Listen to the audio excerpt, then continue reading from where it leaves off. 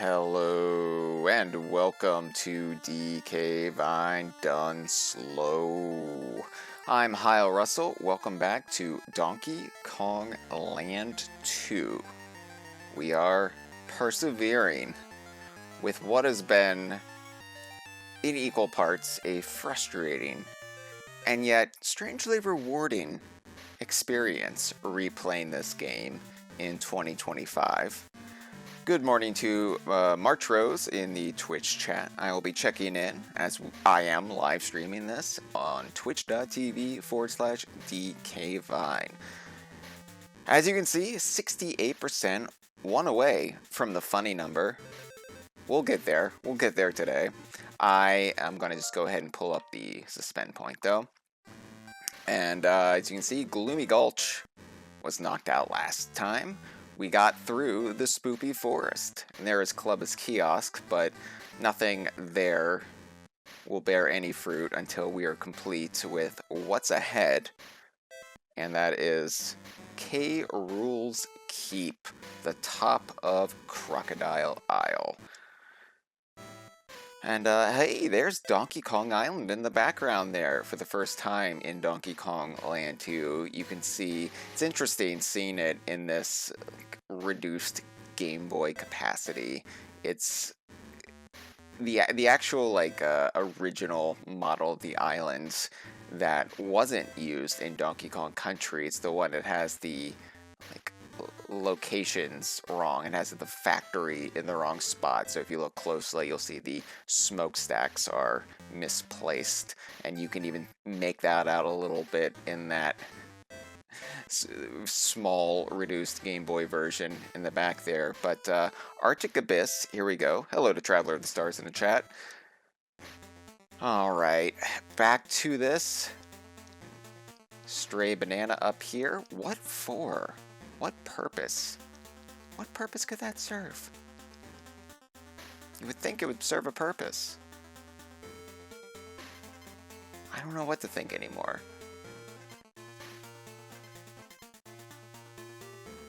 And hey, in guard right off the bat, let's do it. Surely this isn't like a bonus area, because they don't do that in this game, but I've got to check. Now that would be cool though, that would be a good little place to hide it if you're going to do that. Put that banana there and maybe put it out of your mind, and then there's in guard, and surprise, bonus area, but no, they're not going to do that.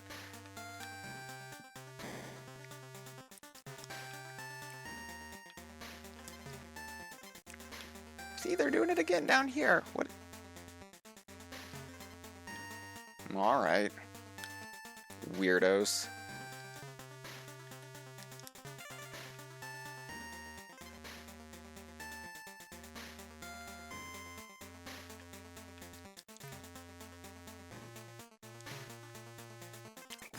Why all these little solitary bananas? It doesn't make any sense. It's so counter and contrary to the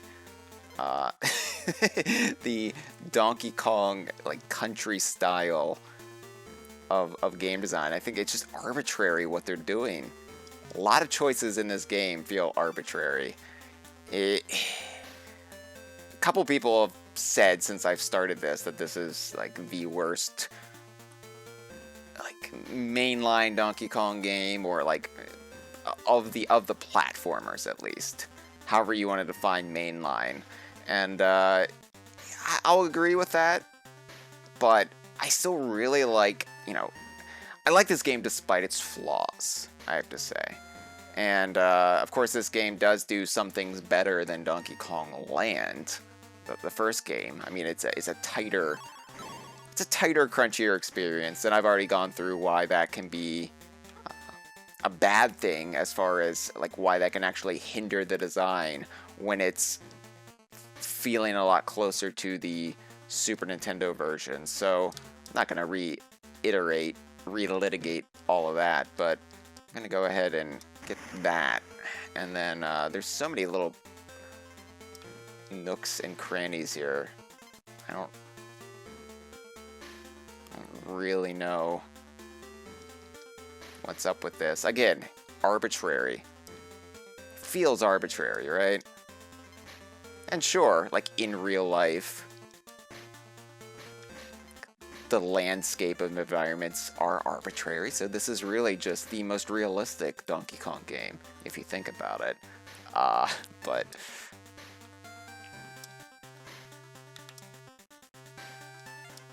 So yeah, I knew that was the hero coin. That felt right. That felt good. That felt proper. That felt proper Donkey Kong right there. No, I do think... Why doubling up on guards there? Okay.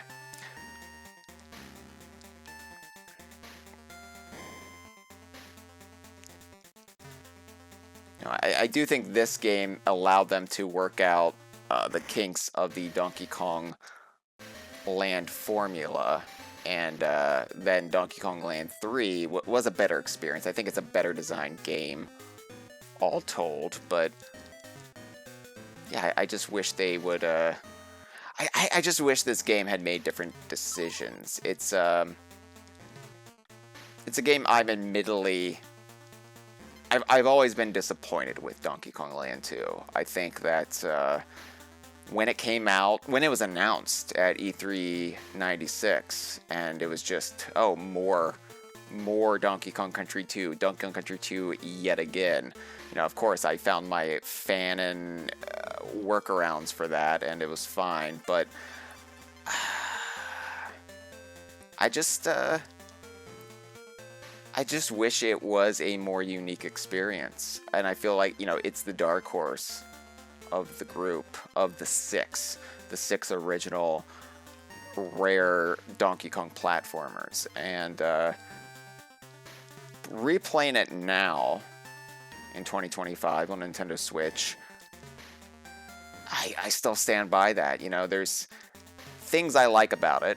I like that it's more of, you know, the Donkey Kong Country 2 elements, the Kremlin crew, the baddies, the environments that it's so revered by the fandom, and for good reason, but I don't know. It's, oh, is it spelling Kong or something? It looked like a K. Well, no. DK, that's what it's spelling, but it dropped me with the K, so KD Lang. Big KD Lang fans at Rare in 1996. But, you know, Donkey Kong Land was such a great treat for those of us who played the original Donkey Kong Country, and then we got this like, secondary adventure, and it's just disappointing to not have that with the Donkey Kong Country 2 elements. Like, not have a wholly unique adventure where those Kremlins come back, and I can save right away. This is great. 71%. We blew past 69. That's a shame. We didn't get to laugh about it. Windy Well. Well. Here we are again in Windy Well.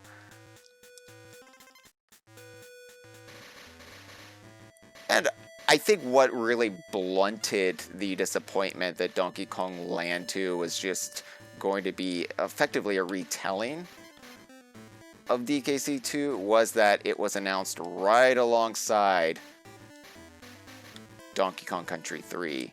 So that was it was kind of like, oh well, that's a shame, but at least we've got DKC 3 to look forward to. And really am curious how they're going to handle the secrets here. Like that. Yeah, I know what's up.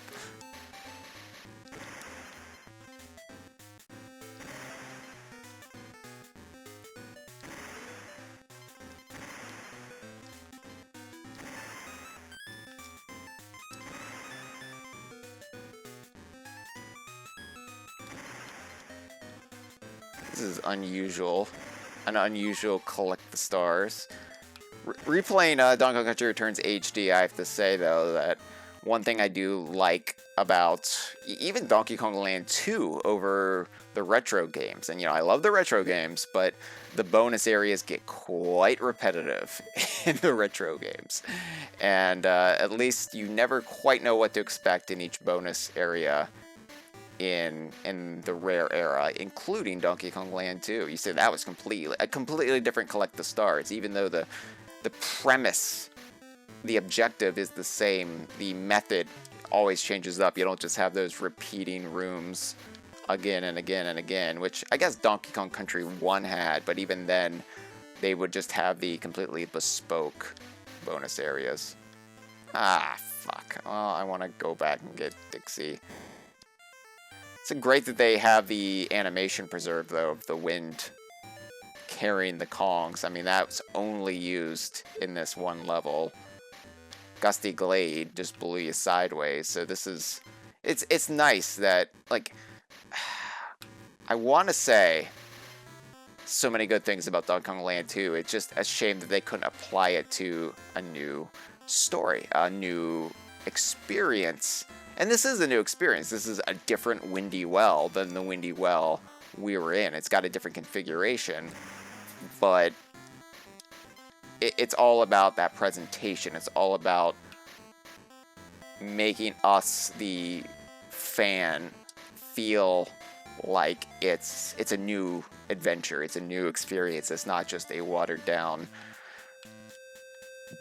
remake, effectively, of a superior game. And I feel like Donkey Kong Land 2 is just so antithetical to the philosophy behind Donkey Kong Land 1. And yeah, I'm just complaining about this again and again, but I also am finding myself getting frustrated with this just a little bit, because I am a huge fan of DKC2. It is my favorite game of all time, so it would have been nice to have had that, like, secondary sub-sequel, interquel, whatever, that has a new story to be told, that has something new with the piratical Kremlin crew. And, Donkey Kong Land 3, I think, managed that quite successfully, even though that basically repeated a lot of the beats of Donkey Kong Country 3. It never felt like Donkey Kong Country 3, but, watered down. Diet Donkey Kong Country 3.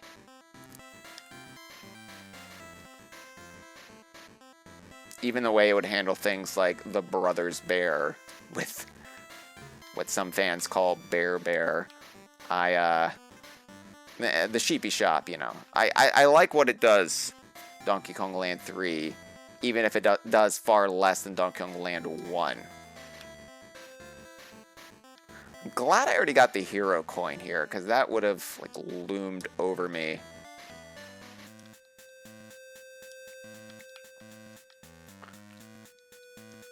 That being said, the worst game of your favorite series... I wouldn't even say Donkey Kong Land 2 is necessarily the worst game, the worst Donkey Kong game. I don't think it is. I think it's... up for debate, clearly, but... even the worst game of your favorite series has a lot of redeeming qualities. A lot of things you can appreciate about it, even if you are generally disappointed with how it came off. So, I still like Donkey Kong Land 2, even if I'm critical of it in comparison to the other Donkey Kong Land games. In the chat, Traveler Star says, it's sad how much pessimism I've seen with DK nowadays.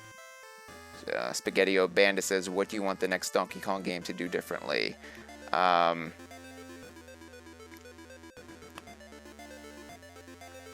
Well, okay, I'll address that, but first I have to address the level right here, Dungeon Danger. This is a completely new, well, sort of complete, as new as any other stage is new in Donkey Kong Land 2. They're all new, right? But Dungeon Danger, just like Haunted Hall was swapped out in Gloomy Gulch for a new level, that's still a roller coaster. This used to be Castle Crush. Castle Crush is not in Donkey Kong Land 2 in any capacity.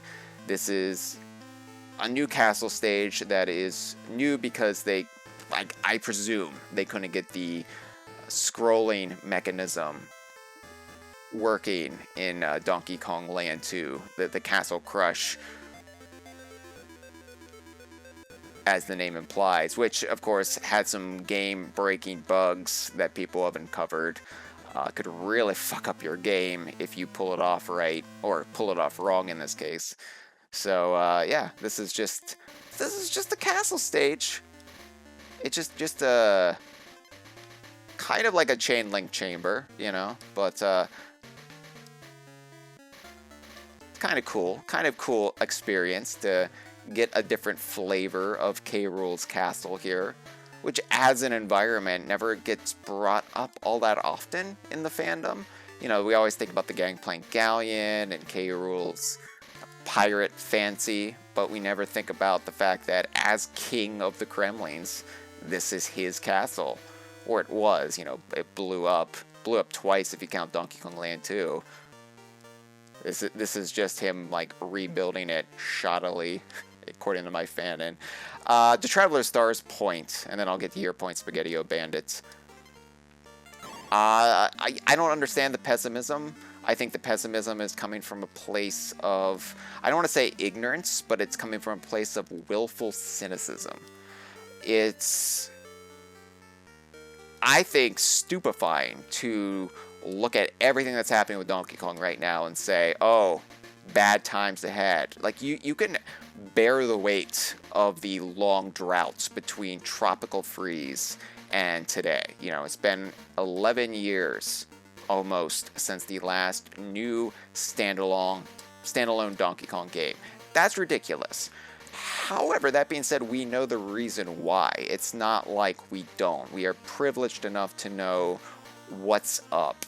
And what was up was Vicarious Visions was going to make a 3D Donkey Kong game for, I mean, I guess what would have been in the Nintendo Switch. It started development in the tail end of the Wii U days, but that didn't come to fruition, and then Nintendo had to make some choices. Last we heard, and oh my god, I am falling. Last we heard, this is very much like a zinger hive right now. Last we heard, and granted this was years ago, this was pre-pandemic.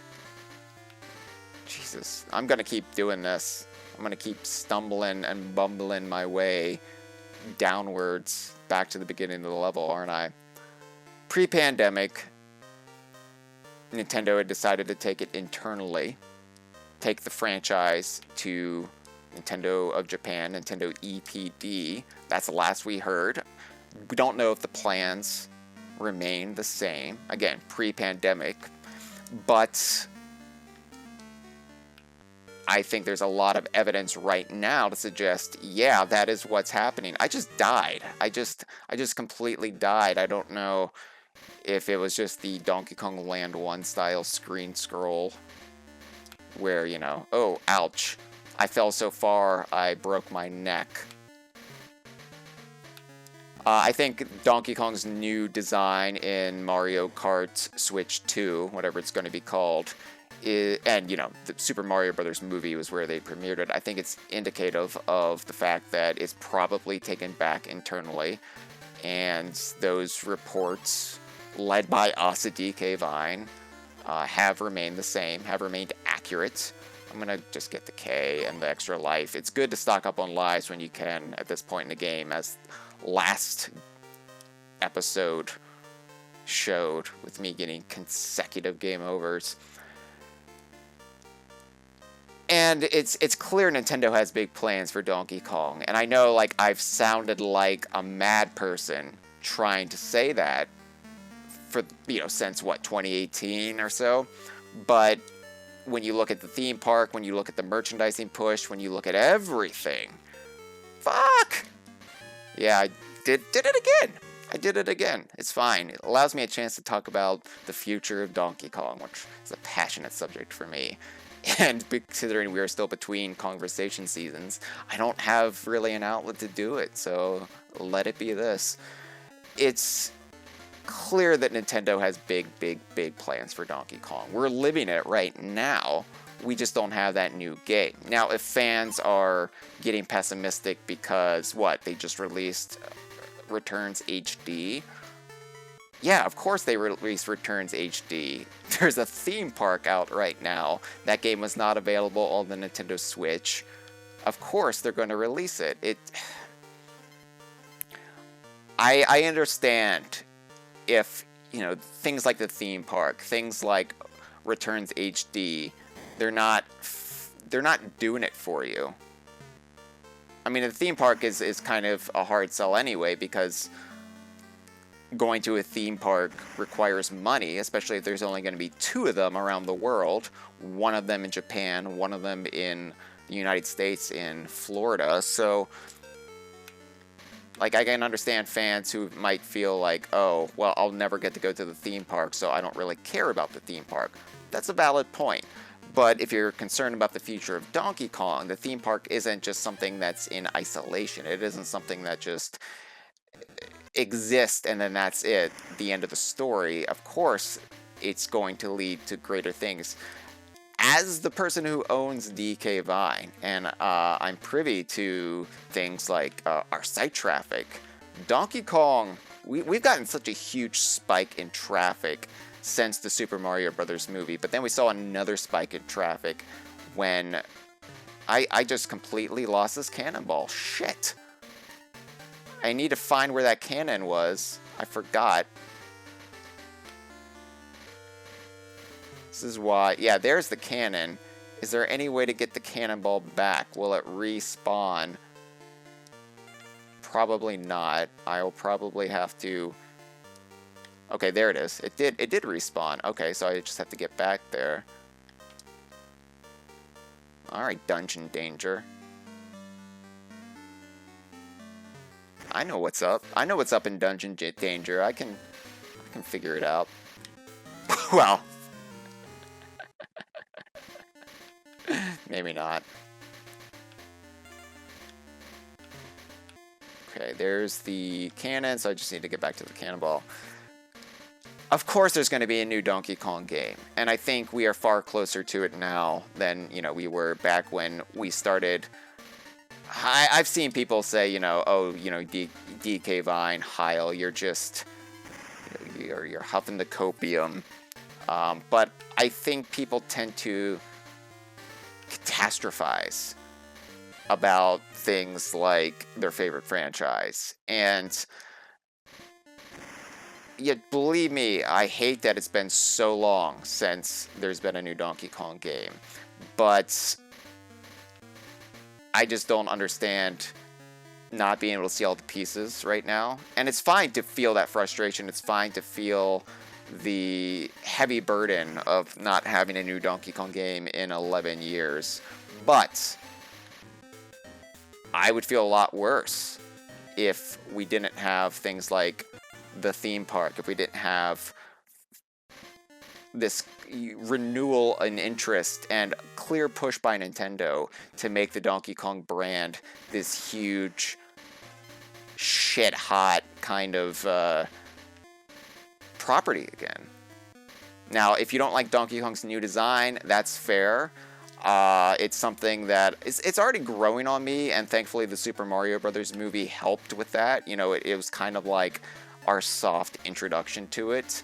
I would feel a lot worse about it if Diddy wasn't present in everything. If Diddy wasn't there in almost every appearance of this new design, sans the next Mario Kart. And, you know, Diddy might be in that, we just haven't seen him yet. So I think, like, especially seeing it in the 2D illustrated style, which we're seeing a lot of in merchandise all of a sudden, it looks fine in that. And in most facial expressions, he looks just like the rare Kev Bayless Donkey Kong, just a little bit thicker. And I think that, honestly, like, change is something that will always happen to our favorite properties. Nothing remains stagnant forever, and whatever your favorite era of a franchise is, it's only going to be limited to a couple years at best. right? My favorite era of Donkey Kong will probably always be the era of Donkey Kong I grew up with, which is the rare era of Donkey Kong. And even then, the rare era of Donkey Kong is broken down into... God! It's broken down into several mini eras, right? So you could say, you could make a clear case that Super Nintendo Donkey Kong Country Trilogy, that's one era. But then, even by Donkey Kong Country 3, it was starting to feel like we were in a different era already. So, fuck. I know that, like, my era of Donkey Kong will never come back. My favorite era. But that doesn't mean I don't enjoy all the other eras. Just not as much as the one that I remember from my childhood that brought me those great dopamine hits when I was young and dewy. And I think it's about embracing your own nostalgia, but it's also about being open and enjoying the present. And, you know, I enjoy so many eras of Donkey Kong at this point. I've lived through so many, 30 years worth, that, yeah, this is going to be, well, I mean, we're entering a new era of Donkey Kong. We're entering a new era of the DKU. What we defined as the Renaissance era, which started roughly around Tropical Freeze, I would say, that's done. We're now in a new era, terminology TBD, but I'm excited about it because it's clear that Donkey Kong Country is the operating brand identity at this point. I mean, Donkey Kong Country's won everyone, so you've got the factions, you've got the factional elements of the fandom where it's like, oh, I like Donkey Kong Country, but I like the rare era of Donkey Kong Country. And then you've got people like Traveler of the Stars who really like the retro era of Donkey Kong Country. I love the retro era of Donkey Kong Country.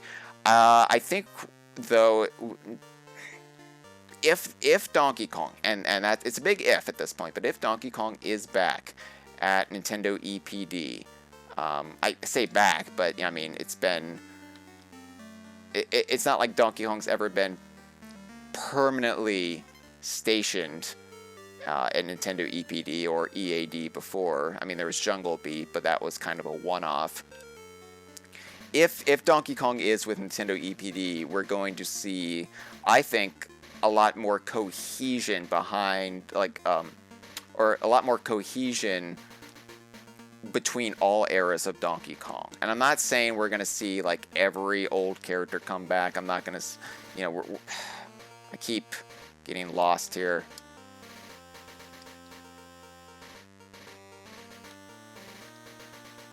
Like this is, I'm not saying you're going to see, like, every rare era character. That clinger is always getting me, and I'm not going to let it. Gonna wait out the clingers.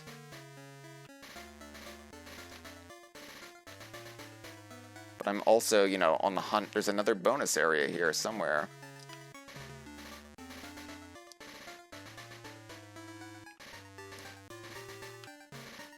Fuck! Okay, that clinger. Oh, these clingers. These jokers. Got it.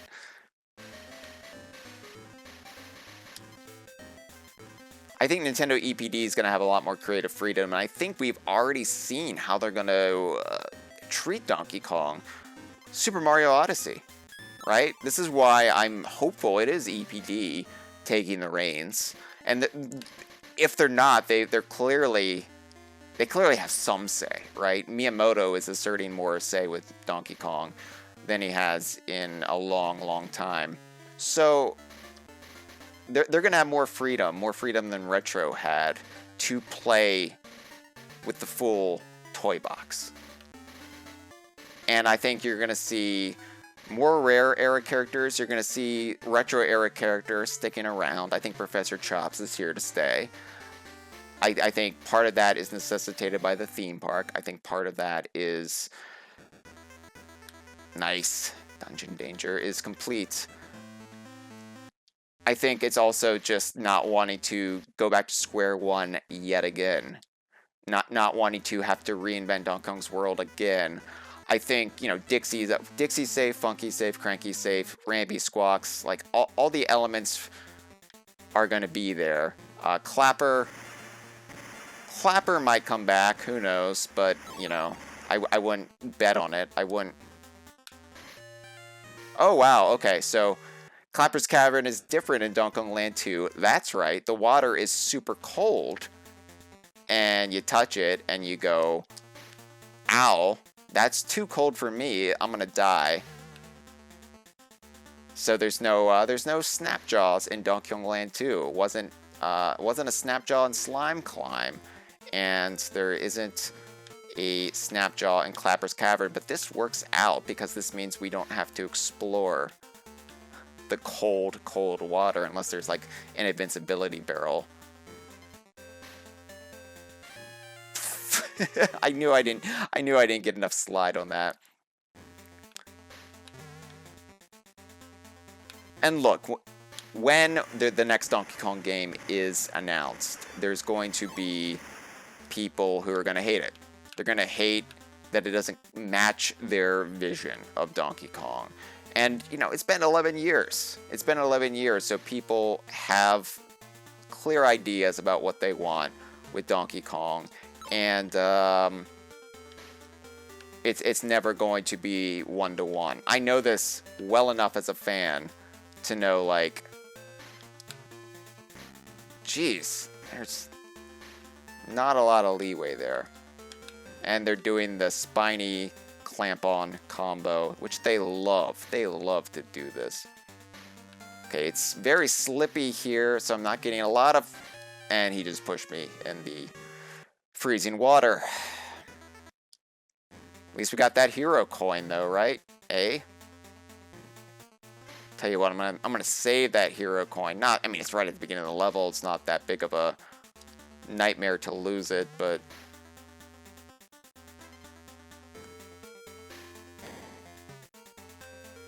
So yeah, I mean, people can be pessimistic all they want, but my philosophy for Donkey Kong is, you know, you can be legitimately critical, but don't let that criticism outweigh any enjoyment there is to be had. It's like the criticisms of Donkey Kong Country Returns HD. Oh, you know, there's a bug or two. Ooh, there's missing little effects here or there. Sure, and the price should have been cheaper, sure, but is it really fun to play? Yes. Is it like the best Donkey Kong Country Returns experience, I think, on the market, or that's ever been on the market? I think so. So what are we doing here? Why are we trying to tear this down? Tear it down because it's not a new Donkey Kong game? Sure. But what about the problem of getting Donkey Kong Country Returns back on the market on the Nintendo Switch for the theme park? I mean, it's... When your fandom becomes such that... I got a game over. It's fine. When your fandom becomes such that you are no longer enjoying what you're purportedly a fan of, I think either pull back, take a break, or question how you're perceiving all this stuff. It's never going to be like it was when you were a kid. It's just impossible to reclaim that. Things evolve and change too much. Any long-running series that doesn't have an end, that isn't this finite thing, it's going to change, it's going to evolve on you, it's going to be different. I've already worked all this shit out in my brain with Donkey Kong, right? I came up in the rare era, and then I had to survive the very confusing buyout era of Donkey Kong and everything that's come after that. So maybe I'm just old enough that I can't be cynical anymore, because what I'm seeing from Donkey Kong now, it's the push I wish the series would have gotten post buyout, post 2002. And yeah, like I miss, say, like the the way. Oh, there's a flitter up there. Shit. Yep. You know what? Now I know. And I'm gonna go back. I'm gonna get it.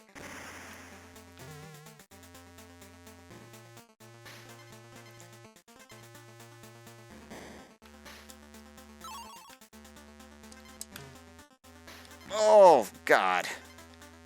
Didn't... Again, it's the problem with Donkey Kong Land 2 is that again, I keep talking about the screen real estate, but it's really hard to gauge some of your jumps, some of your... Oh, there we go.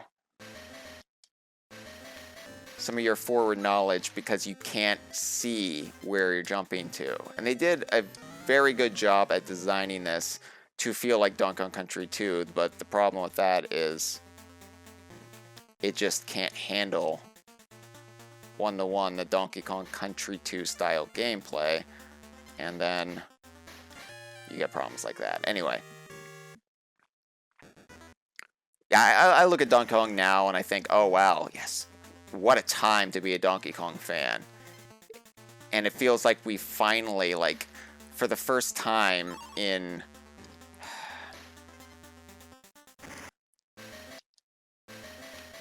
over 20 years, we have a lot of stuff to be hopeful for. And it's not unfounded hope. It's not like just going into E3 blind in like the year 2011 and being like, oh, I hope they announce 3 Donkey Kong games like we used to. There's a lot of reason to be really, really pumped. And if you're not, that's fine. But again, question why aren't you excited? And if it's things like, oh, I hate Donkey Kong's redesign. Okay. Honestly, I hated Donkey Kong's look for most of the buyout era. I think that the Miyamoto redesign, which still has plenty of elements of the Rare style Donkey Kong in it, I think that one aspect of it is he looks far friendlier than he did during the buyout era. The toothy grin jackass Donkey Kong that we loved to loathe back in the day. And some people like that style, and that's fine.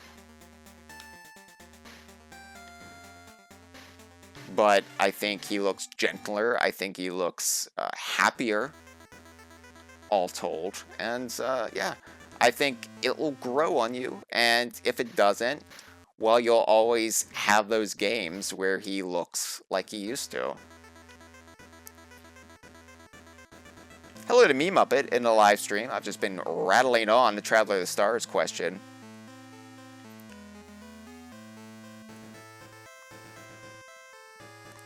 Traveler of the Stars says, I'm a Sonic fan, and as Josh can probably agree with, that's Josh Wallen from Other Geek Critique. I just don't want the DK fandom to get as divided as the Sonic fandom. I mean, if it does, it does. We can only control so much. I think one thing I can say as the owner of DK Vine, which, you know, doesn't speak for all of the Donkey Kong fandom, and isn't as large as I would like it to be, or influential as I would like it to be, but I can say as the owner of DK Vine, certainly the Donkey Kong fan site that's been around the longest, I can say that...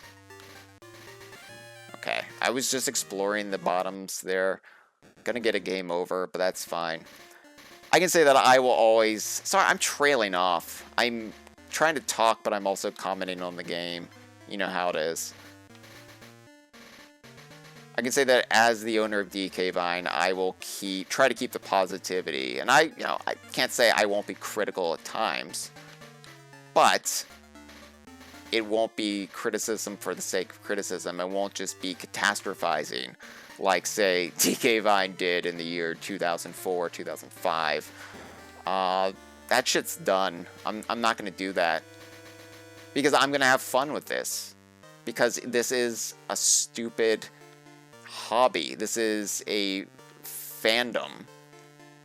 And if it's bringing misery to people, it's doing something wrong. I would be doing something wrong as one of the voices in said fandom.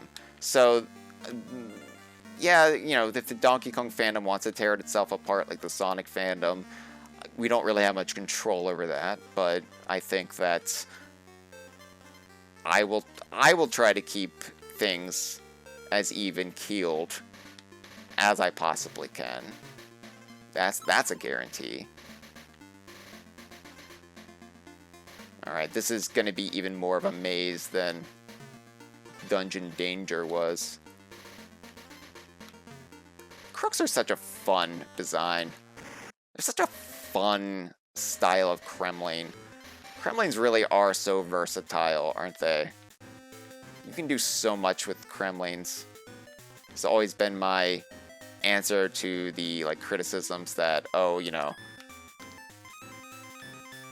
you don't want to be pigeonholed.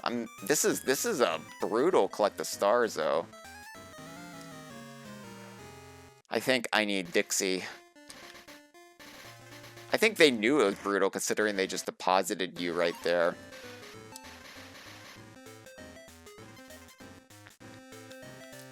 To answer the earlier question, was that Spaghetti-O Bandit? Sorry, about what I would want from the next Donkey Kong game, or what I'd want it to do differently, or whatever. I want it to be 3D. I think it's time. I think that... I think it's time to put the ghost, no pun intended, wrinkly, of Donkey Kong 64 behind us. And it's time to really have a game that makes you feel like Donkey Kong in a 3D world. I think Donkey Kong 64, I mean, I've said before, that game's development history is worthy of an entire documentary. Maybe I'll get to be the one who tells the story someday. Maybe I'll be beaten to it.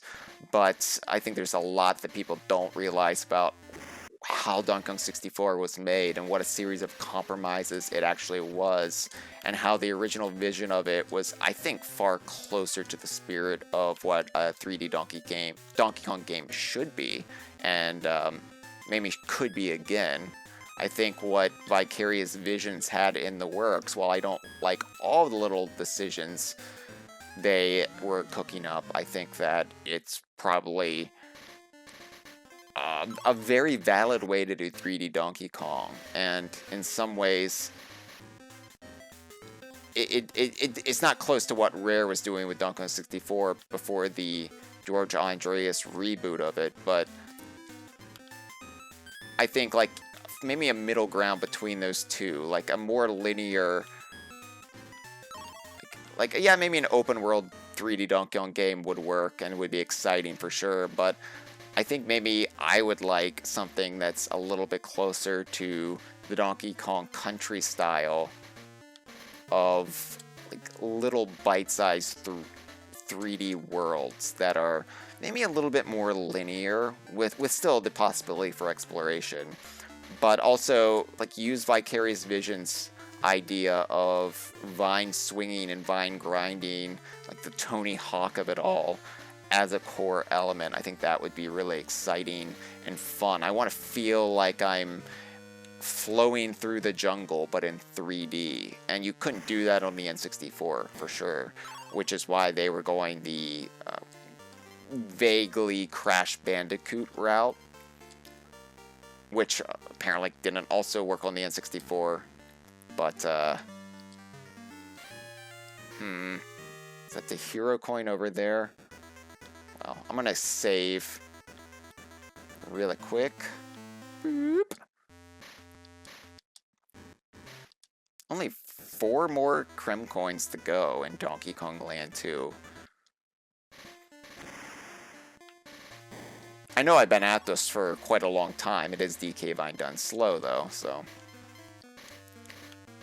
But it's funny how short Donkey Kong Land 2 feels. I was right, look at that. Of course, if I get a game over, it doesn't matter. I'll have to get it again. But at least we know where to look. Now, Donkey Kong Land 2 felt monumental. Not as monumental as DKC 2, but you know, when I was a kid playing it in 1996, this felt like a fully robust adventure, and it's far shorter. It's far daintier in actuality. Still longer than Donkey Kong Land 1, but just an N, and I don't even have the O, so it doesn't matter.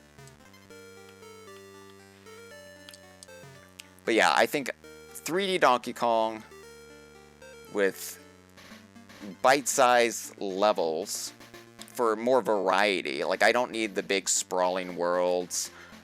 An open world Donkey Kong game would be cool and exciting, and I would still be really thrilled about that, but I think something that you could just jump into and have little cultivated experiences in the 3D world, and then you could jump out of, easy stopping points, something where you're not just gonna, like, be lost if you pick it back up after a little hiatus. I think that would be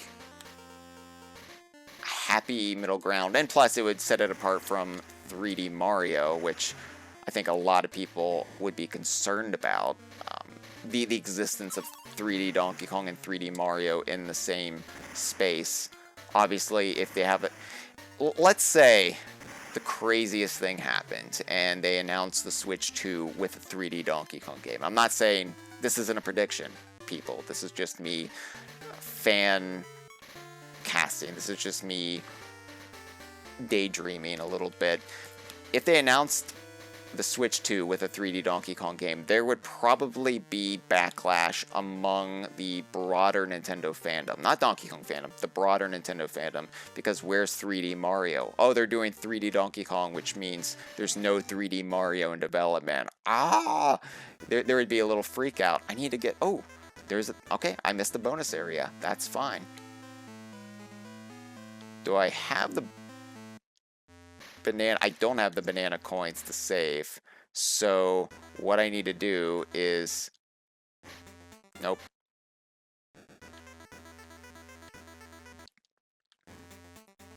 Are there banana coins up here in this little yep. Okay, so we're gonna farm banana coins right now. And as far as like characters I would like, oh, I should have got that life. I can farm lives here. You know what?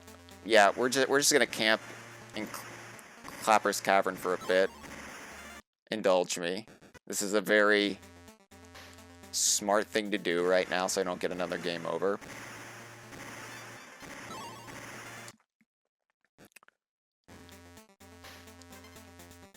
Very scatterbrained today. I apologize.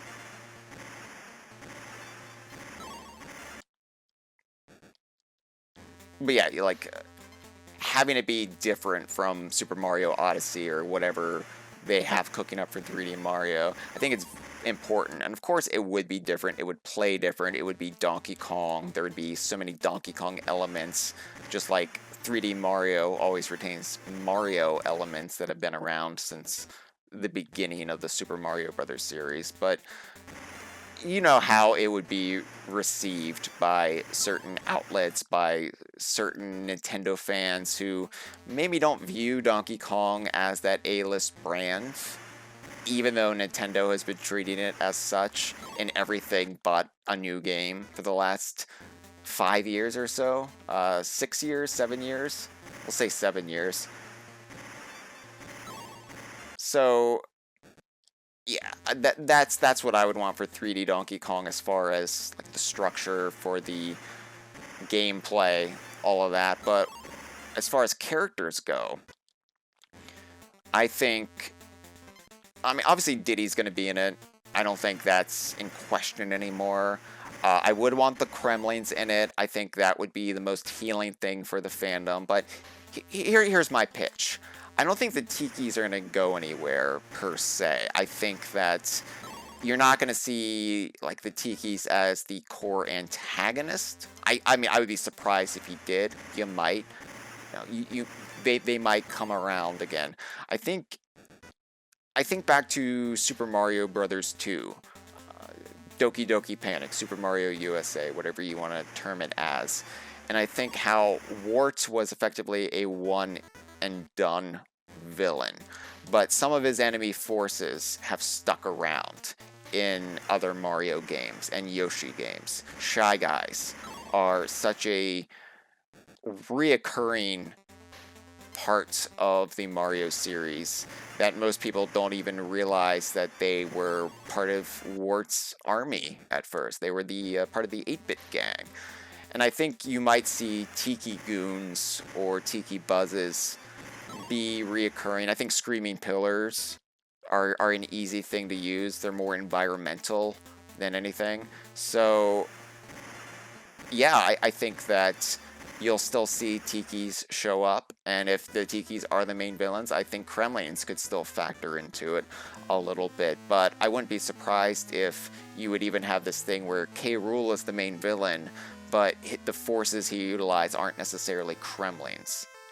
We're going to go ahead and pay Funky, and then we're going to save it wrinkly.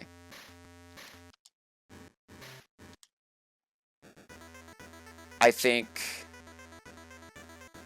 I would want more animal buddies for sure.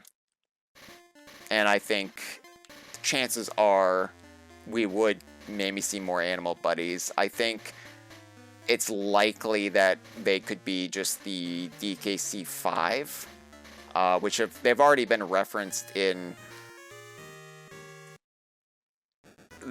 the era of Donkey Kong, where arguably it's been taken back internally, because Donkey Kong Adventure, which was, partially a stopgap in this era where they were realigning everything for Donkey Kong. Donkey Kong Adventure did reference the 5 animal buddies from the original Donkey Kong Country. So I think they could make a comeback. I think that Professor Chops is going to stick around, but if the Super Mario Brothers movie is in any indication, characters like Swanky Kong could be back on the menu. It's an exciting prospect, because the possibility that I would say any character from the Rare or Retro era is back on the table is a possibility again. That doesn't mean everybody's going to be back. That doesn't mean everybody's going to be getting their day in the sun or whatever, but certainly it's going to be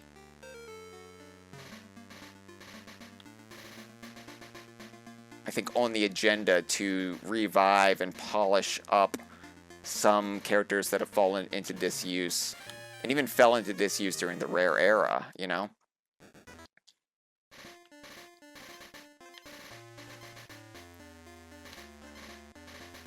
If we were to look at everything post-Tropical Freeze, and the characters that were referenced, this is a fun parlor game to play. These are what I call shower thoughts. When you're trying to just pass time idly by, and you're like, okay, what brain game can I play? Oh, what characters have been referenced post-Tropical Freeze? We'll even say post-2016 or so, after the Vicarious Visions game fell through. What characters have been referenced by Nintendo? So you've obviously got Donkey, Diddy, Dixie, Cranky, and Funky. You've got Professor Chops, you've got Rambi and Squawks, you've got King K. Rool, you've got Espresso, Winky, and Engard. You've got Tiki Tong, you've got Swanky Kong, you've got Chunky Kong. And then Super Mario Odyssey even, you've got, Tiny Kong, Radley. So it's actually, when you take a step back and you view everything like that, it's actually, I think, possible that we could be in for a lot of surprises. Just like it was a surprise to see Chunky and Swanky showing up in the Super Mario Brothers movie, first seen in that poster. I think that we could make our safe predictions, but at the end of the day, Nintendo could really wow us Like, I doubt Xananab or anybody would be showing up, but who knows? Squitter. I think Squitter would be a nice surprise. And a fan-pleasing surprise. I think that Ellie, Ellie was another one that was vaguely referenced in the theme park diorama, although she was ultimately unused, so I don't know if we could count that reference.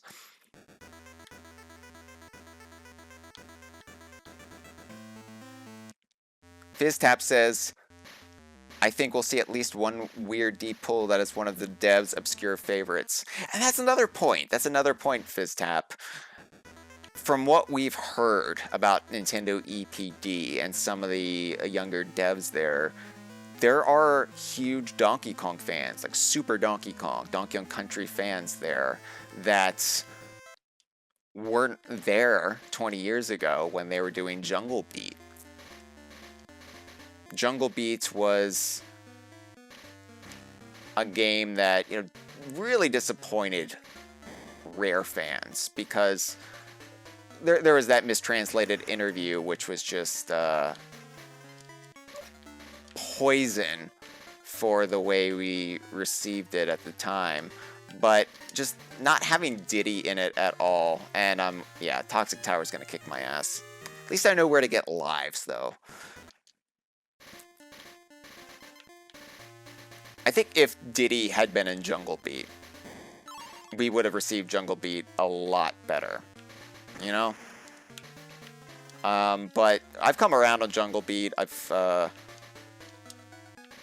learned to appreciate it, and I would love to see a Jungle Beat character or two make their way back. Yeah, Hoofer is the one people always bring up, Hoofer or Orko or Flurl, but I probably missed the secret there. It's weird they start you with Squitter this time around, because, of course, the OG Toxic Tower, they start you with this guy, Radley. That's the formula I'm used to. But again, you can't fear change. Not all change is bad. Some change is just change. It's just innocuous.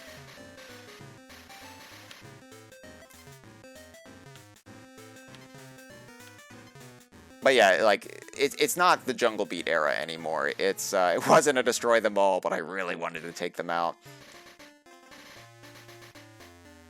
It is an era where fans of Rare are now working at Nintendo, and so you're going to see a wider embrace. And yeah, there will be maybe a deep pool where somebody who is just a big Donkey Kong fan really wants to see Benny Bear or something in the Donkey Kong game. And I think that's going to be something that we as Donkey Kong fans aren't necessarily accustomed to. We've always been in a defensive position post-buyout.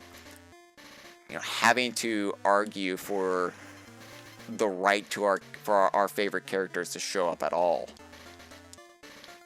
And having allies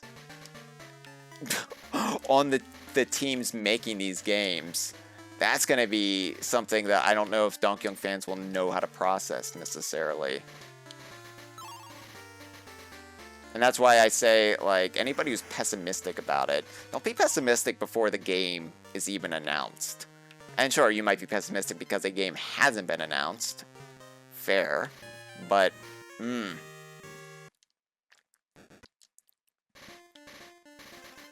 just keep an open mind. And look at all the little pieces. The fact that Swanky and Chunky are in the Super Mario Bros. Movie, a movie that Miyamoto had so much involvement with, and that we now know was the way he debuted his redesign of Donkey Kong. I don't know, I think we've been, a lot of people, and I include myself in this, we haven't really been seeing the forest for the trees. We've been missing some very obvious things that have been afoot. And, I mean, that's the curse of living in any point in history. You can't see that full picture until enough time passes. And so things that will be obvious in hindsight aren't obvious right now. Oh, this is really, really hard. It's so slippy. There's no point. But I think, yeah, like, once a new game is announced, it's possible that we'll be able to go back and say, oh yeah, we really should have known this was what was up with the Super Mario Brothers movie, or with the theme park, or with Donkey Kong Adventure, or with K. Rool and Smash Brothers, or with, you know, XYZ.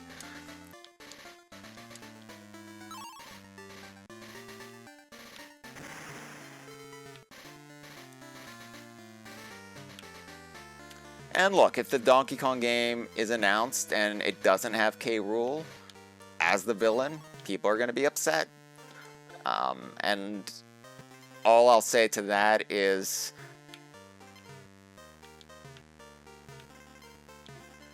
fandoms are never going to agree on everything, especially long-running fandoms. I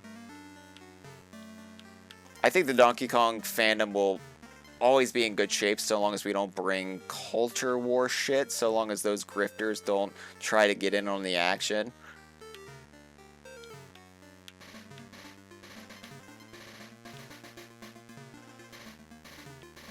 Probably missed something over there, but I really just want to charge ahead. I'm sure I missed something down there. I really just wanted to get to the star barrel so I can stake my claim to it.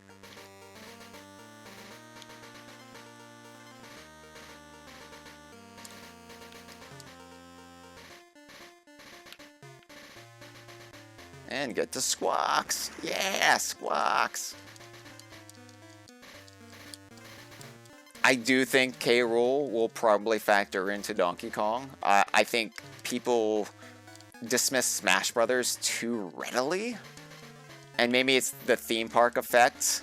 I've often likened Nintendo fandom to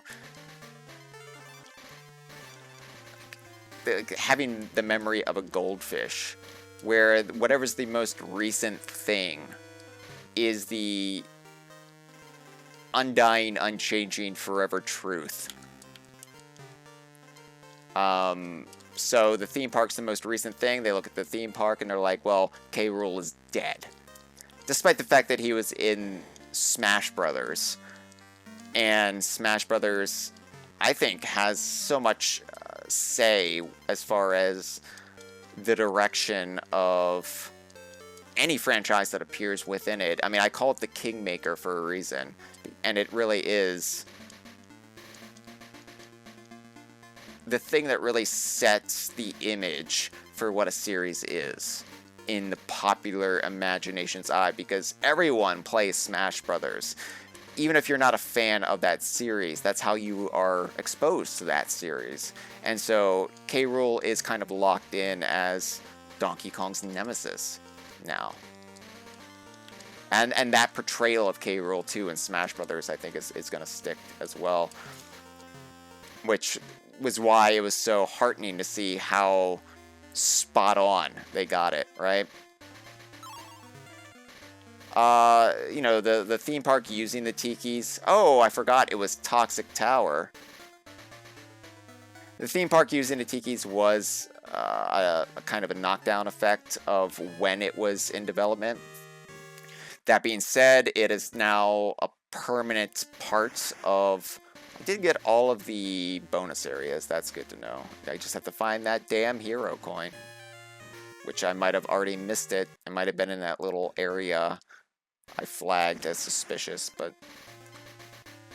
So I think, like I said, the tikis might stick around, but more of a Shy Guy capacity. Like, I think you might see... I know Tiki Tong's on the roller coaster, but I think Tiki Tong might stick around as, like, this thing, this entity, but I don't really see him being, like, the mover and shaker of villainy in Donkey Kong's world anymore. So I could see like the Tikis being used as the Shy Guys of Donkey Kong, this like lingering faction from what's effectively a defunct enemy gang.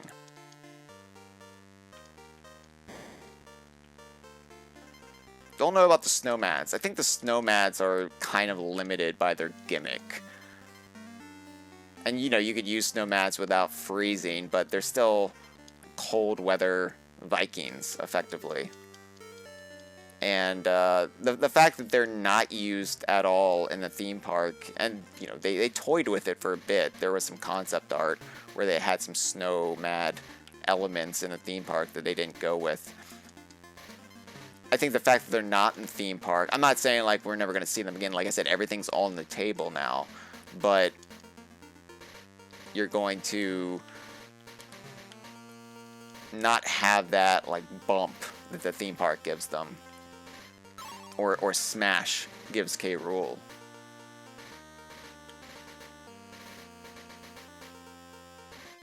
But who knows? It's also possible there'll be a new villain yet again, although I would hope they would refrain from doing that, considering we're all tired of the constant reinventions of Donkey Kong, and I think we just want some stability, and we want to build on what's already there versus always just going back to the beginning. And then this is going to be a new beginning, but it's also going to be kind of a reclamation, I think, for the Donkey Kong series. Now I gotta find that hero coin. Oh, hero coin, where could you be? Well, it could be where I thought it might be. It's a possibility.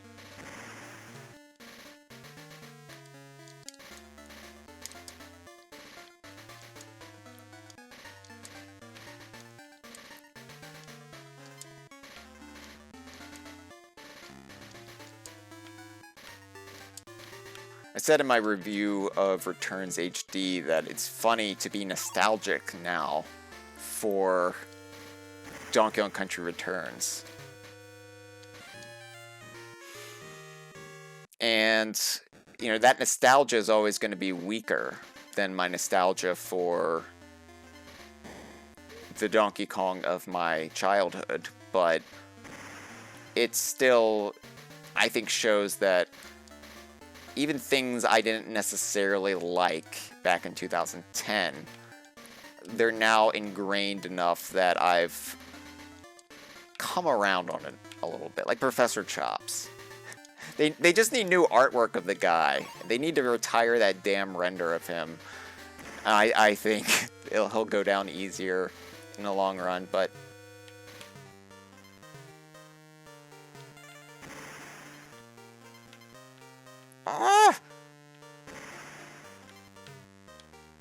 start panicking.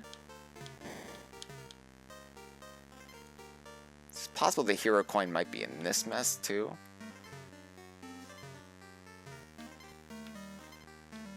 Nope. Hit the toxic tower.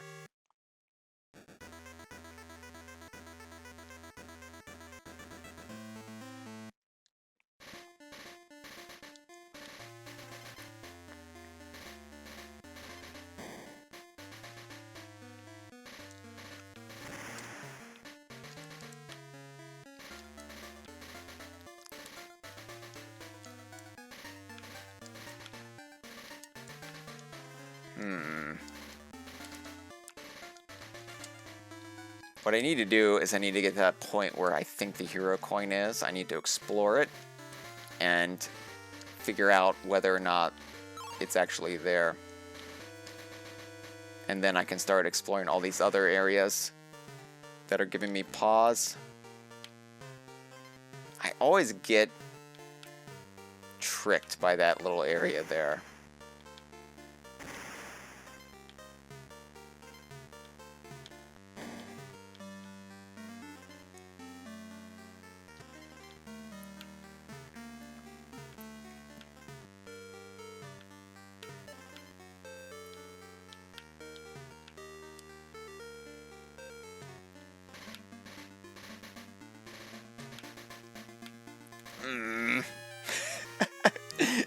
The Radley bit of this is genuinely hard. It's I think harder than it was in the Super Nintendo Toxic Tower, and maybe that's why they moved it up. Maybe that's why they kind of nerfed the Squitter area a little bit and made Radley the second. Squitter was, I think, the last one in Super Nintendo's Toxic Tower. He was the area right before the end of the level, and then Squawks was in the middle.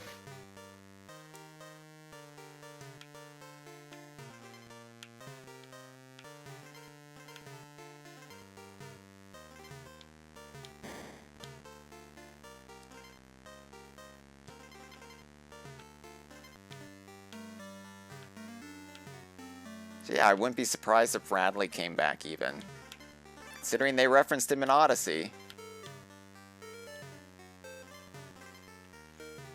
And if, like, everything we have heard is true or has remained true, then, you know, Odyssey would have been right around the time they decided to bring Donkey Kong back in internally. And then, like, okay, well, we're going to have to table it for now because there's no room in our schedule to, like, get started on the new Donkey Kong game. But I think that's partially why New Donk City even exists.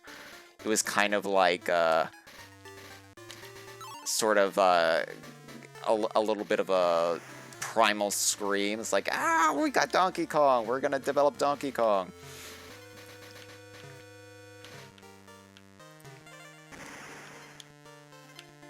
And I think that, like I said, plain sight. A lot of this stuff maybe we should have figured out back then.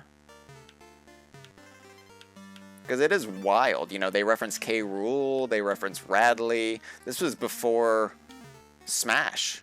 This was before, you know, the reveal of K. Rool in Smash. So, to have K. Rool on a street sign in, what, 2017? Yeah, it's that little arrow over there, or to the left of the arrow. Tiny was referenced in Odyssey.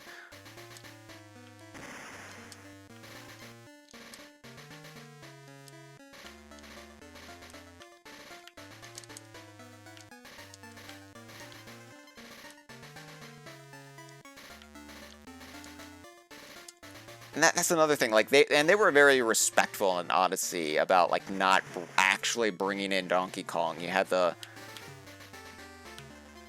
kind of arcade era sprite of DK Sr., but that wasn't, you know, wasn't a genuine appearance. I mean, some people might quibble with that, but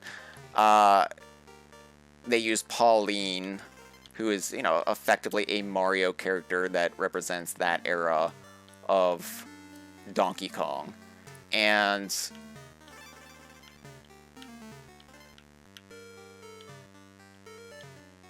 sorry, I'm just...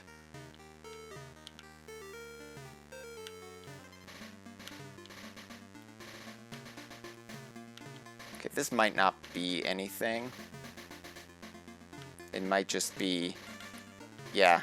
Okay, so that might not be anything.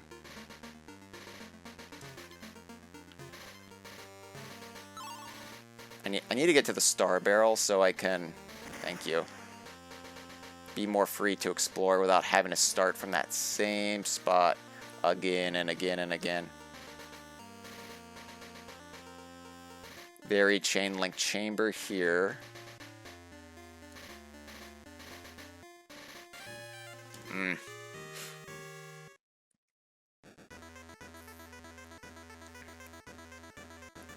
Hyle, did you try to apply for the Switch 2 tickets or nah? Nah. I don't live close enough. I live in Virginia, and I don't want to drive to, what, New York or any city right now. I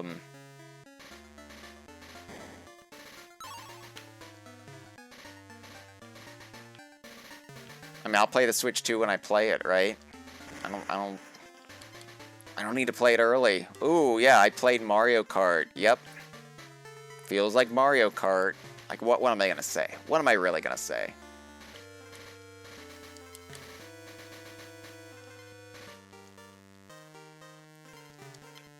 Hello to Andre, just Andre in the chat.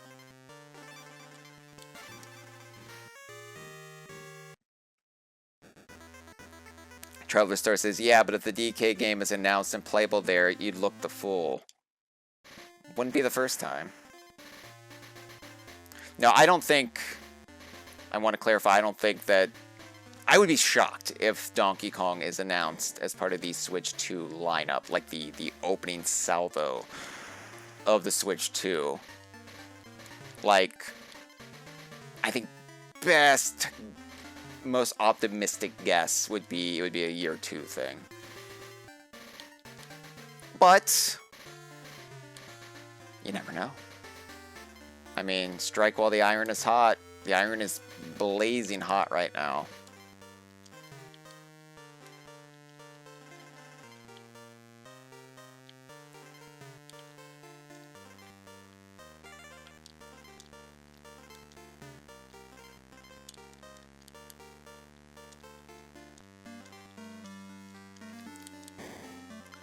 I can't trust the banana placement in Donkey Kong Land 2.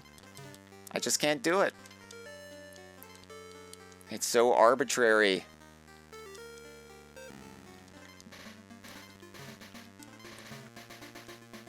See, I'm thinking the hero coin's just going to be in one of these like little passages in some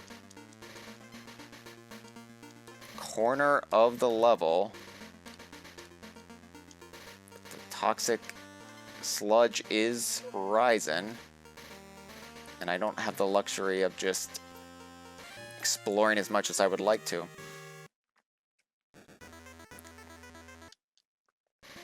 Yeah, I'm not saying Returns HD means that the new Donkey Kong game wouldn't potentially come out this year.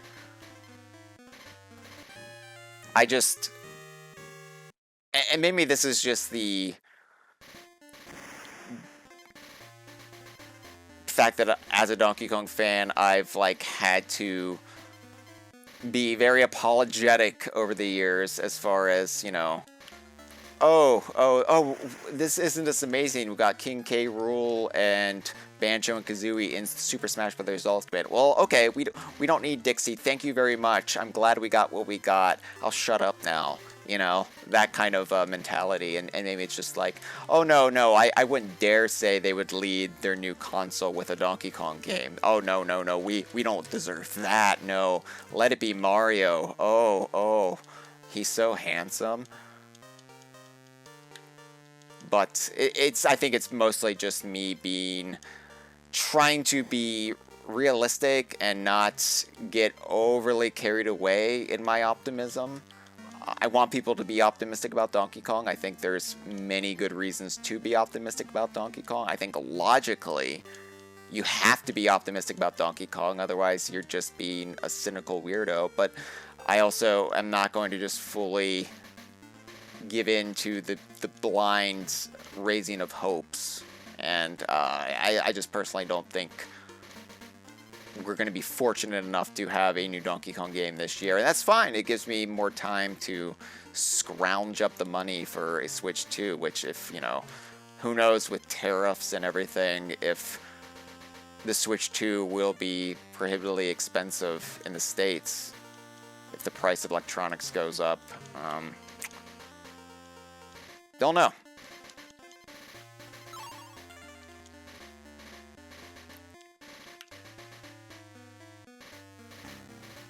Damn you, Toxic Tower. I'm trying to explore. I'm trying to look for the hero coin. I want to be a video game hero again.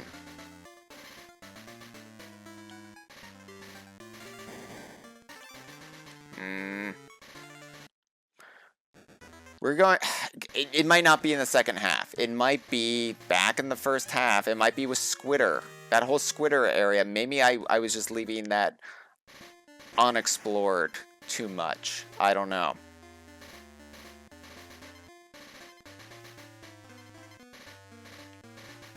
I feel like they haven't been very tricky with the hero coins in the last couple worlds, and now this one's really gonna kick my ass. And it's partially because of the time restraints that are placed on you because of the rising toxic waste. But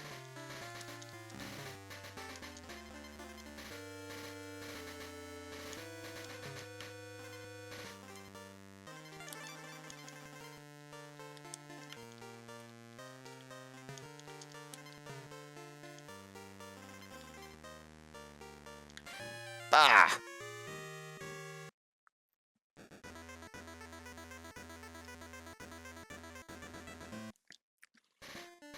The annoying thing about the Switch 2, right?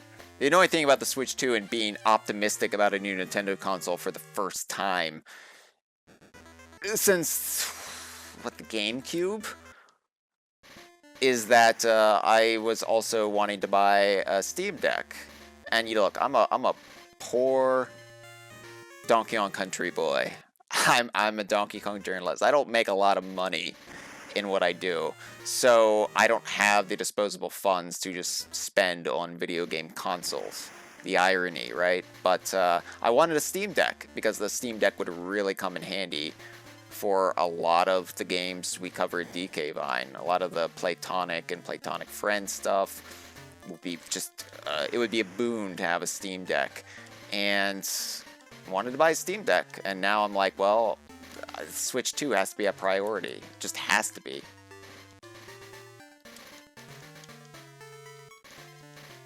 And, you know, again, don't know what the price of electronics are going to look like within a year. So I might have, like, missed my best chance to get a Steam Deck. Sucks. It sucks. And then there's stuff like, oh, AI bot scrapers are constantly attacking our website. I've got to purchase an expensive, pricey firewall every year, which is money I could have used for, oh, I don't know, a Switch 2, a Steam Deck. Woe is me.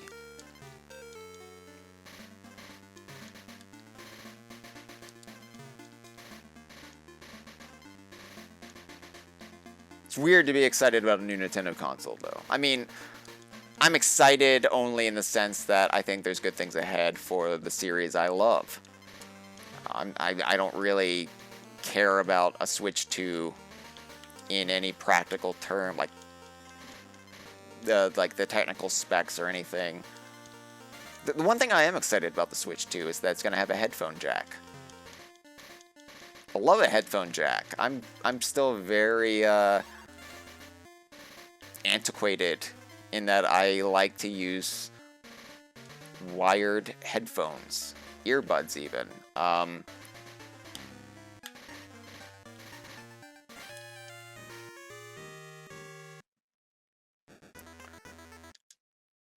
don't like Bluetooth. And I love, like, playing my Switch in bed at night, and I want to hear the music sometimes. You know, I don't want to just have it on silent. So yeah, I'm like, thank you, Nintendo, for not being the douchey American tech industry that just completely, like, constantly makes things less functional in the name of progress, in the name of constantly trying to get you to buy the next innovation, which, like, I don't need Bluetooth. I like a nice wire. Wires are good.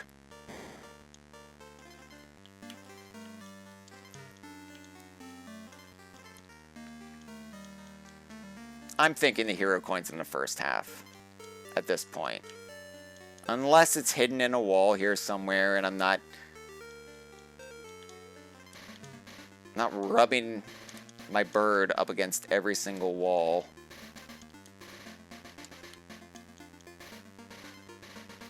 There's at least been no indication given from what I can see that they're hiding it.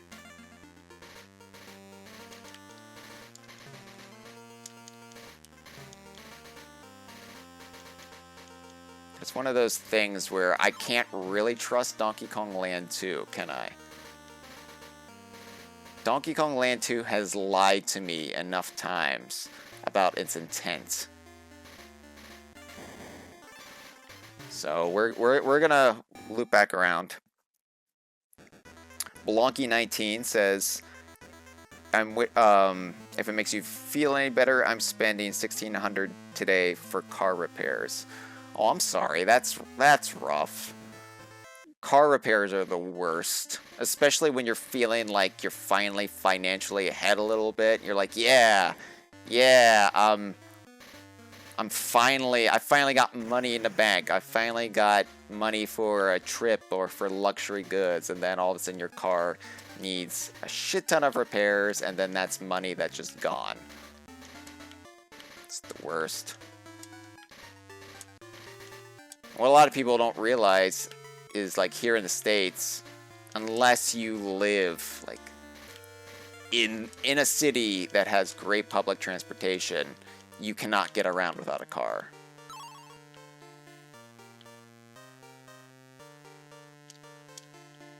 I feel as though I didn't really fully explore the Squitter bits as much as I should have, but I'll constantly get fried as Radley, so it'll give me the chance to come back.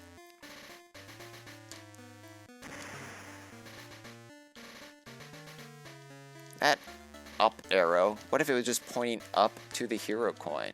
What if the hero coin was like right over here? It's not.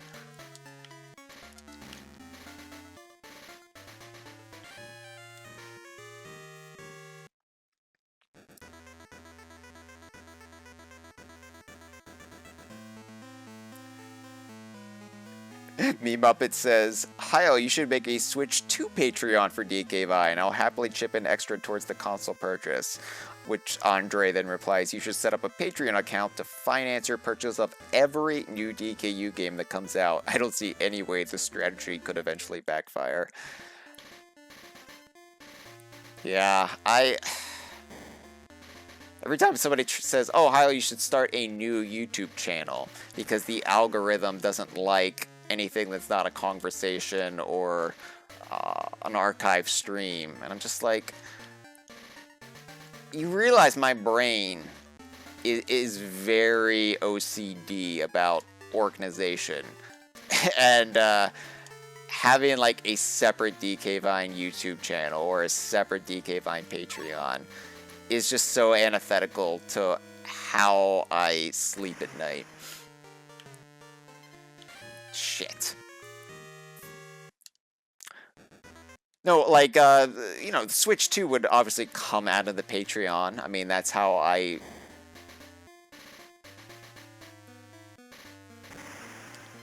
finance most of purchases I make as far as games that I cover on DK Vine. Any that I don't get...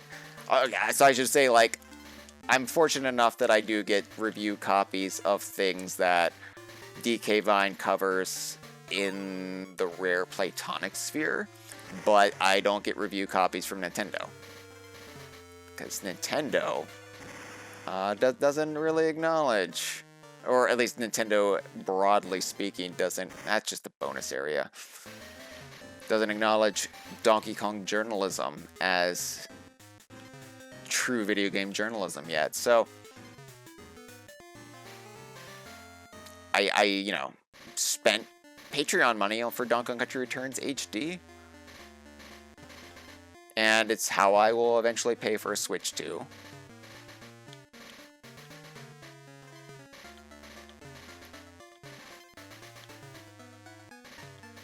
Ah, gotcha. Gotcha. It was Radley. It was Radley all along. Well, here we go. We're going to save 85%. Very nearly there. You know what? Let me just switch out to Diddy, because I feel like it should be Diddy who goes into Stronghold Showdown for this classic bit of bait and switch. Here we go.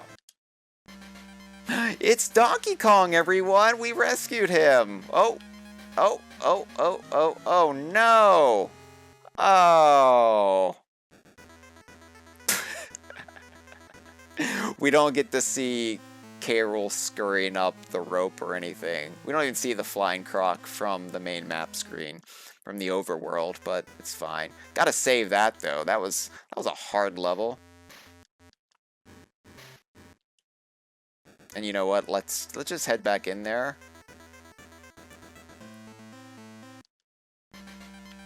So, a little bit different here. We can see Donkey Kong whenever we want here in Donkey Kong Land 2. It's not like you can just re-enter Stronghold Showdown and walk around an empty chamber, get those banana coins that are hidden. It's just the same scene repeated again and again, which is nice whenever you want to see Donkey Kong's bondage model. Yeah, Andre, Kerosene was not yet conceived, was still 9 years away, 8 years away from actually existing. So here we go, the Flying Croc. You know what? Before I go to the Flying Croc, though, let's just farm a little bit more, shall we? Farming Simulator. Donkey Kong Farming Simulator with Redneck Kong. That's a Switch 2 game I want.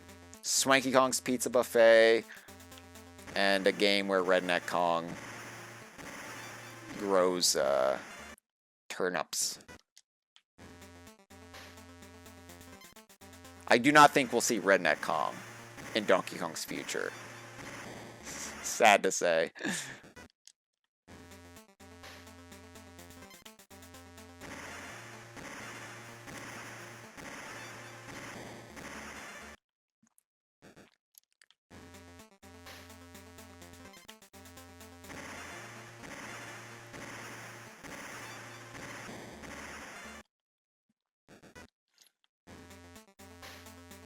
Now, as far as Mario Kart goes, as far as the next Mario Kart, I do think that my excitement for it is a bit tempered, considering that I feel like Mario Kart hasn't really been innovative since Double Dash. Not in any broad manner. But what I would like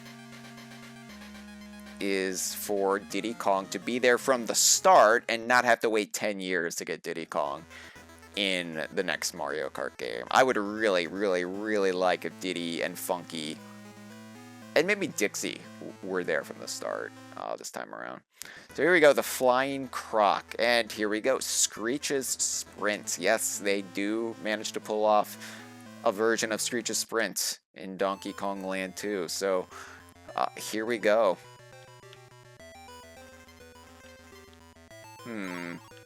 Are you actually a pit, or are you... No, you are a pit. Okay. You know, it looked deep, and I thought this would be... Considering there's an arrow right there, I thought that would be a deceptive little hiding spot. Well, now I put it in my head. I've incepted the idea, and I can't shake it.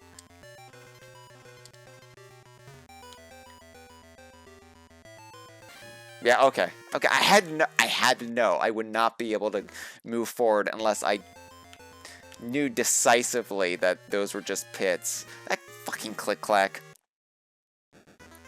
Fizztap says not having to wait for Diddy would truly be innovative. I agree. You know what? Honestly, if Diddy's there from the start, I will enjoy the new Mario. Well, I shouldn't say that. It's very, very easy to make a Mario Kart experience that aggravates me to no end. So I don't want to say, oh, all I need is Diddy Kong and I'll be happy. Because otherwise I would have been happy with Double Dash. And I, of course, had many, many issues with Double Dash, didn't I? My God. I don't even know where I'm supposed to go. I'm falling into the DKL2 trap of, are you the correct, are you the normal way to go? Or are you the off the beaten path secret way to go? That you know, hides a bonus area or a hero coin. Because a lot of times you just can't tell with what this game is actually intending you to do and what's the secret sneaky sneak. So there's the secret sneaky sneak way, okay. This is right there. Oh, that's not right. That's cheap, but thankfully I can just hop right back in and try again. And you know what? We're just gonna keep doing this, you know?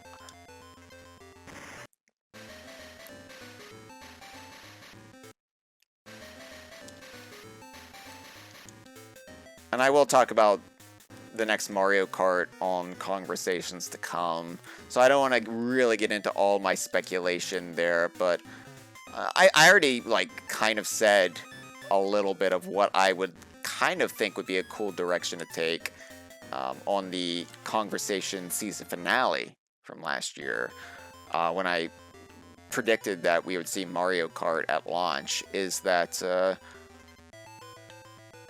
more of an abrasive Mario Kart Tour, not the gacha style elements. I'm not saying like microtransactions or anything, but more unlockable outfits for characters, customization. Not necessarily like having Luigi with the big sausage in there as a separate character, but have an option where you can dress Luigi, you know, in his lederhosen with the big sausage, and you know, you can unlock stuff like that. Maybe there's an in-game shop but doesn't use real-world currency. You know, you use coin. That would be a good use of coins, right? You take it to the in-game shop and then you can buy a la carte your preferred customizations for different characters and stuff. I think that element of Mario Kart Tour is fun. Like the real-world currency, the gacha stuff, that, no. But, and there's Screech. There's K. Rool's Animal Buddy here in its second appearance, discounting DKC2 GBA, his last appearance thus far. So, yeah, let's race Screech. And of course, I have to look out for the hero coin still. It's going to be hidden in this race, I think, like on the Super Nintendo. So it's just a matter of not getting stung by the zingers, staying ahead of Screech, and giving myself enough wiggle room to find a branching path where the hero coin is probably going to be stashed.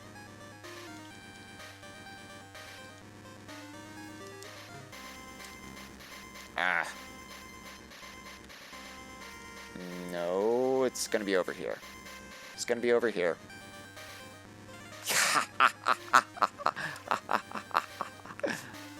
Oh, and there's Screech. There's Screech. I got in front of him enough. Oh, well, I got the hero coin. It's fine. Now I can just focus on beating this turd of a bird.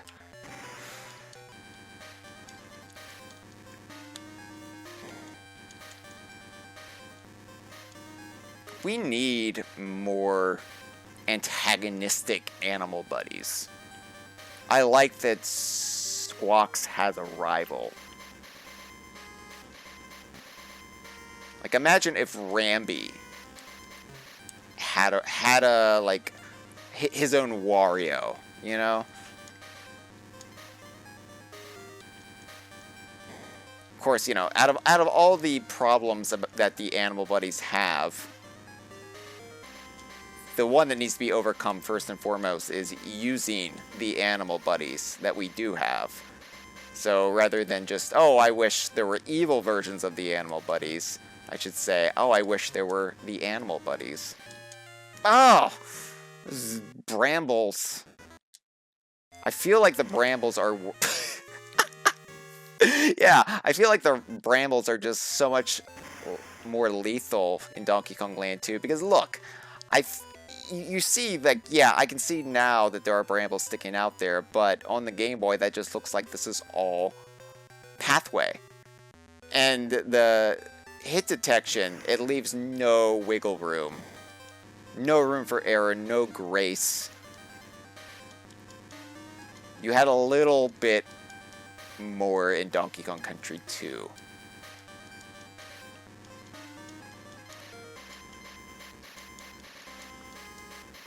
However, I feel like Screech is slower this time around.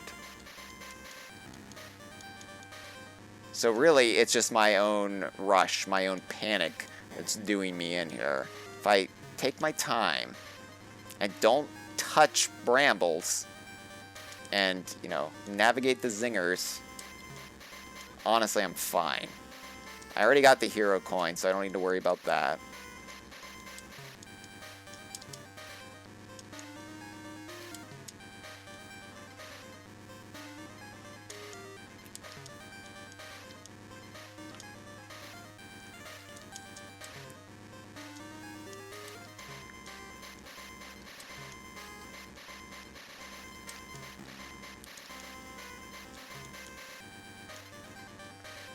Honestly, I'm surprised it's this long.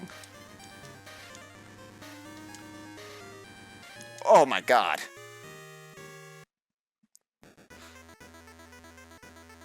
Andre says Rambi's evil counterpart would definitely be a hippo. And Fiztap says, imagine K. Rool riding on evil Rambi. Like, I wonder though if Donkey Kong Racing had actually made it out to develop. Like, I know K. Rool wasn't initially slotted, wasn't planned to be a character in Donkey Kong Racing, but like, we know we would have gotten like alternate takes on various animal buddies to allow, you know, all the different racers to have a steed of that type. So like, yeah, Rambi's in it, but there are also all these other rhinos and guards in it, but there are also these other swordfish that look similar to, but still look visually distinct from the ones we know. So, you know, I wonder if you really could have had like gnarly, like alternate rhinos that, like, I don't know how it would have worked, and I don't think Rare knew how it worked when they announced it, when they had that wonderful trailer that continues to inspire today. But like, I wonder if each character would have had their own designated version of said animal buddy, which would have been interesting, especially if like eventually they decided, yeah, let's put K. Rool in here as a playable character. I mean, K. Rool was going to be in Diddy Kong Pilot, so boom. Yeah, Screech is great. Screech is a great character. Hire the last funky biplane barrel of the game. And let's save at Wrinkly. So, interesting here, it's still free in the Flying Croc compared to DKC2, where she charged you 1 coin. Cool. Anybody up for a K. Rool duel? Should we do K. Rool duel? Should we fight Kaptain K. Rool? Now, of course, K. Rool duel I consider to be the best boss fight of the series. It's just perfection. I don't expect DKL2. From what I remember, at least, it's not as great. But there's Donkey Kong. Oh, look, the Flying Croc is so busted because it you know, crashed. It originally crashed. That it now looks like a charred husk, similar to K. Rool's castle. We've also got Wind instead of his blunderbuss, which of course is just because they couldn't animate something that small, so they had to rely on Wind to communicate what's happening. But I like to think his blunderbuss is just busted. It's waterlogged after what happened in DKC2, so that is why it's not working like it used to, but thankfully for him, it's a very windy day up here.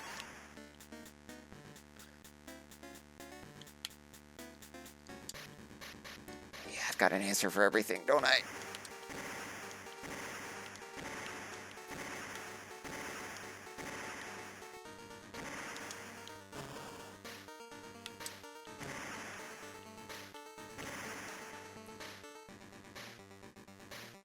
Whoa. Whoa. He got me. That bastard got me.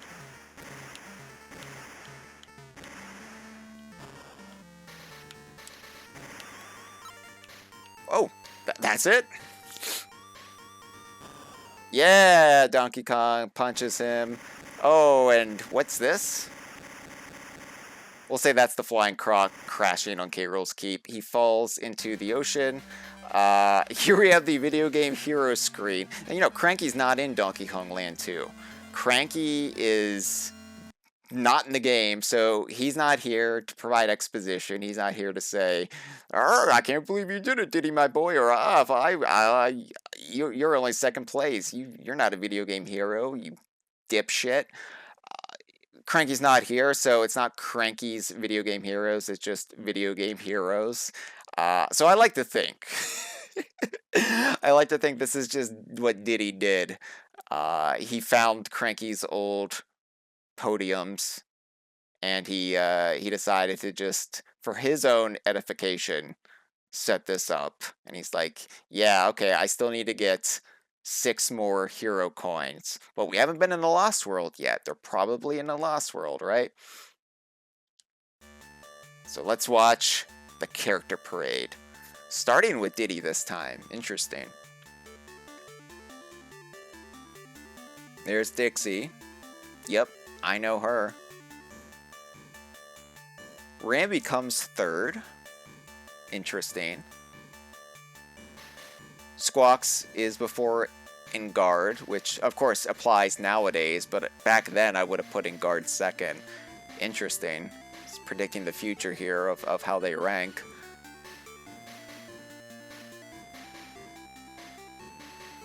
Radley spelled correctly, everyone. Take notes. Funky, thank you for stopping by. Donkey Kong Land Trilogy. Your services aren't needed anymore. Wrinkly, you'll be back, don't worry.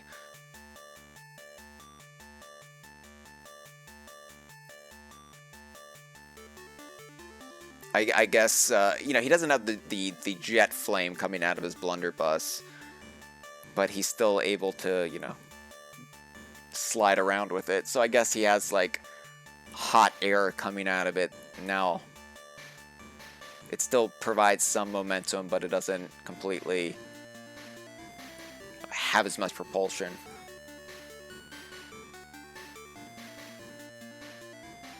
Yeah, Andre, first try. I know. I'm kind of surprised as well, given how miserably I've been playing this game.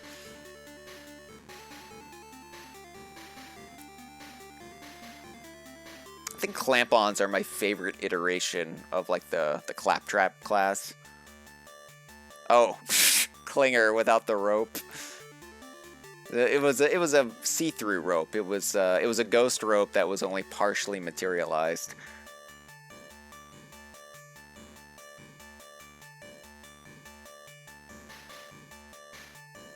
Likewise, I think Neeks are great. I think they're such a fun concept, and of course, Zingers. Iconic. Zingers have to come back in the next Donkey Kong game. I think almost even more than a Kremling crew. That should be non-negotiable. I think it has to be like the first thing they sit down and when they discuss a Donkey Kong game is, well, we're bringing Zingers back, right? Again, crooks are such a fun design. It just shows how versatile a Kremling can actually be.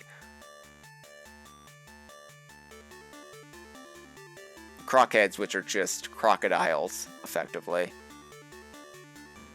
Flotsam, which debuted in Donkey Kong Land as a boss.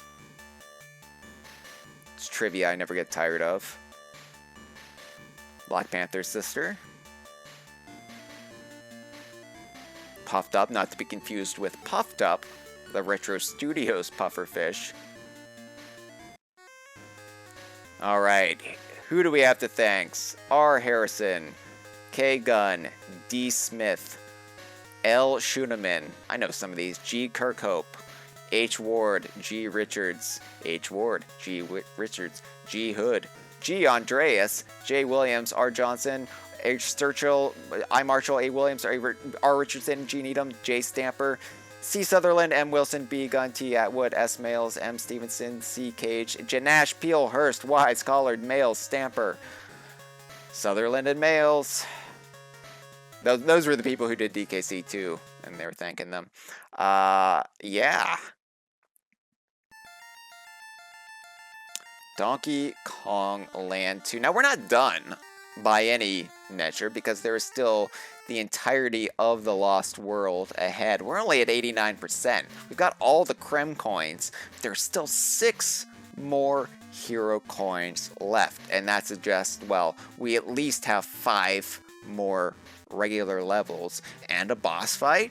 I don't know how it works. This is a different game than Donkey Kong Country 2. How do we know how it works? Where else do we go from here? Probably down here, probably at a Club's kiosk. That's where I will pick up with for the final installment of DK Vine Done Slow Donkey Kong Land 2. I'll be back next Wednesday at 11 a.m. Eastern, 8 a.m. Pacific, 4 p.m. GMT. Thank you very much for everyone who tuned in on Twitch or on YouTube after the fact. I hope this served as a nice placeholder for a conversation for you. And maybe next time I'll actually be talking about Donkey Kong Land 2 itself a little bit more as I finish it off through Club's Kiosk into the Lost World. Thank you so much for watching, everyone. Have a great day.